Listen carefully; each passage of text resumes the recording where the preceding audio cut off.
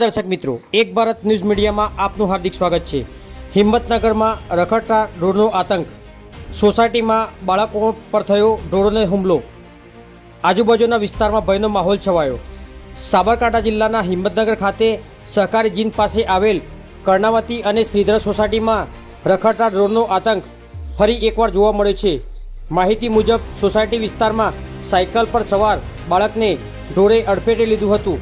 આ દરમિયાન ગાયે સોસાયટીના અન્ય 4 જેટલા બાળકો પર હુમલો કર્યો હતો। અચાનક બનેલી આ ઘટનાથી બાળકો ચોંકી ઉઠ્યા અને ગભરાઈ ગયા હતા। સ્થાનિક રહેવાસીઓ તાત્કાલિક દોડી આવ્યા અને બાળકોને ઢોરમાંથી છોડાવવાનો પ્રયાસ કર્યો હતો, પરંતુ ગાય વારંવાર બાળકો પર હુમલો કરતી રહી। ભારે જહેમત બાદ બાળકોને સુરક્ષિત બહાર કાઢી શકાયા હતા। સમગ્ર ઘટના સીસીટીવી કેમેરામાં કેદ થઈ ગઈ છે। લોકોનું કહેવું છે કે રખડતા ઢોરના હુમલાના બનાવો વારંવાર અવારનવાર બનતા હોય છે, છતાં પણ તંત્ર દ્વારા કોઈ કાયમી ઉકેલ કરવામાં આવતો નથી। ઢોર પકડીને થોડા દિવસોમાં છોડી દેવામાં આવે છે, જેના કારણે આ પ્રકારની ઘટનાઓ પુનરાવર્તિત થાય છે।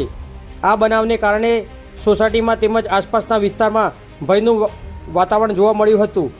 હવે આ પછી નગરપાલિકા શું યોગ્ય પગલાં લેશે તે જોવાનું રહ્યું। બ્યુરો રિપોર્ટ, વિશાલ ચૌહાણ, સાબરકાંઠા।